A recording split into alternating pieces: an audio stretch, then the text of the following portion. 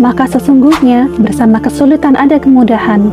Sesungguhnya bersama kesulitan ada kemudahan. Maksud ayat ini adalah memahami Al-Quran dengan tafsir. Bismillahirrahmanirrahim.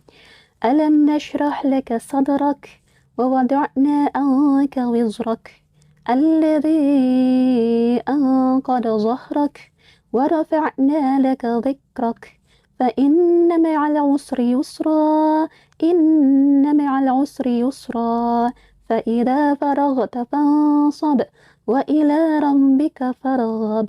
Surat ini dinamakan dengan Asyarah atau Al-Insyirah karena dimulai dengan kabar mengenai lapang dada Nabi Shallallahu Alaihi Wasallam. Surat ini sangat erat kaitannya dengan surat Ad-Duha karena kecocokan keduanya dalam kalimat dan tema. Dalam dua surat tersebut ada penyebutan rangkaian tentang kenikmatan Allah Subhanahu Wa Taala kepada Nabi Shallallahu Alaihi Wasallam dan ada anjuran untuk beramal dan bersyukur. Sebagian ulama salaf berpendapat bahwa dua surat ini adalah satu surat tanpa diselingi dengan bismillah. Tapi pendapat yang paling benar dan mutawatir adalah keduanya adalah dua surat meskipun secara makna sangat erat. Surat ini mengandung 4 hal. Pertama, penyebutan nikmat Allah Subhanahu wa taala kepada Nabi Muhammad SAW, yaitu melapangkan dada beliau dengan hikmah dan iman, serta mengangkat kedudukan beliau di dunia dan di akhirat. Sebagaimana firman Allah SWT di dalam surat Al-Insyirah ayat 1-4. Hal ini bertujuan untuk menghibur beliau dari gangguan kaum beliau yang kasar. Kedua, Allah SWT berjanji untuk memudahkan segala sesuatu yang sulit, memberikan solusi atas segala masalah, menghilangkan berbagai ujian dan bencana, serta memberi kabar gembira bahwa kemenangan sudah dekat. Sebagaimana firman Allah SWT di dalam surat Al-Insyirah ayat 5-6. Ketiga, Allah SWT memerintahkan Nabi SAW untuk senantiasa beribadah setelah menyampaikan risalah Islam sebagai bentuk syukur atas karunia Allah SWT. Sebagaimana firman Allah di dalam surat Al-Insyirah ayat 7. Keempat, Allah SWT memerintahkan beliau setelah melakukan segala sesuatu untuk bertawakal kepada Allah dan mengharap ridha Allah. Sebagaimana firman Allah di dalam surat Al-Insyirah ayat 8. Ayat ini turun ketika kaum musyrikin menghina kefakiran kaum muslimin. Ibnu Jarir meriwayatkan dari Hasan Basri, ia berkata, ketika ayat ini turun, Rasulullah SAW bersabda, ada kabar gembira, kalian akan mendapatkan kemudahan. Satu kesulitan tidak akan pernah mengalahkan dua kemudahan. Allah Subhanahu wa taala berfirman di dalam surat Al-Insyirah ayat 1. Bukankah kami telah melapangkan dadamu?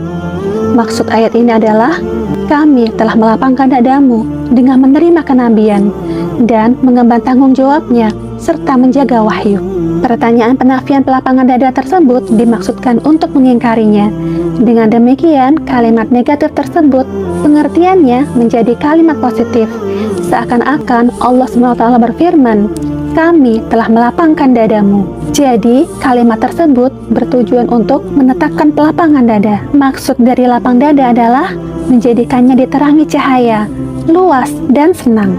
Dan menurut jumhur ulama, lapang dada adalah menyinarinya dengan hikmah dan meluaskannya untuk menerima wahyu. Allah Subhanahu wa taala berfirman di dalam surat Al-Insyirah ayat 2-3. Dan kami pun telah menurunkan bebanmu darimu yang memberatkan punggungmu. Maksud dari ayat ini adalah kami telah meringankan bagimu dari menanggung beban, kenabian dan kerasulan. Kami mudahkan semua itu bagimu agar kamu ringan menjalaninya. Allah Subhanahu wa taala berfirman di dalam surat Al-Insyirah ayat 4. Dan kami tinggikan sebutan namamu bagimu.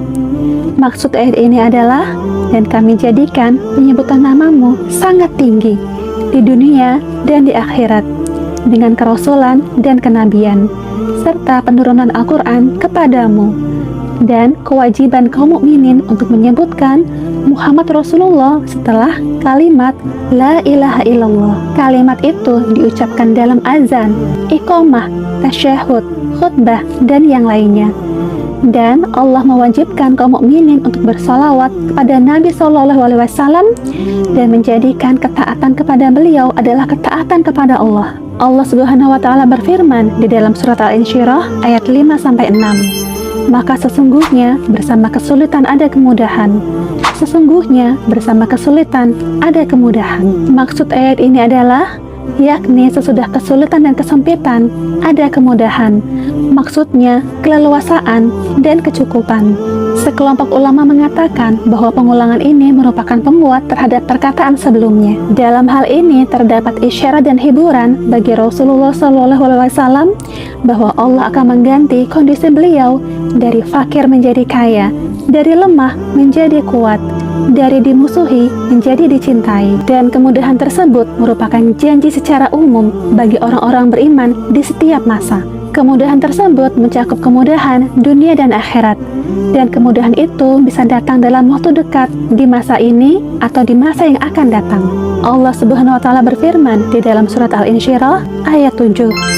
Maka apabila engkau telah selesai mengerjakan suatu urusan, tetaplah bekerja keras untuk urusan yang lain. Maksud ayat ini adalah, jika kamu telah selesai dari berdakwah, berjihad, atau melakukan urusan duniawi lainnya, ikutilah hal itu dengan beribadah dan bersungguh-sungguhlah dalam berdoa.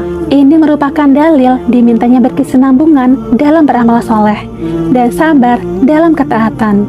Karena memanfaatkan waktu merupakan anjuran agama, dan Allah Subhanahu wa Ta'ala membenci pengangguran, orang yang banyak menyiapkan waktu. Allah Subhanahu wa Ta'ala berfirman di dalam surat Al-Insyirah ayat 8, dan hanya kepada Rabb-Mu lah engkau berharap. Maksud ayat ini adalah menghadaplah kepada Allah dan jadikanlah Allah sebagai satu-satunya tujuan, dan berdoalah kepada Allah agar terhindar dari neraka dan mendapatkan surga. Sesungguhnya Allah adalah zat yang patut dijadikan tempat mengadu dan bertawakal.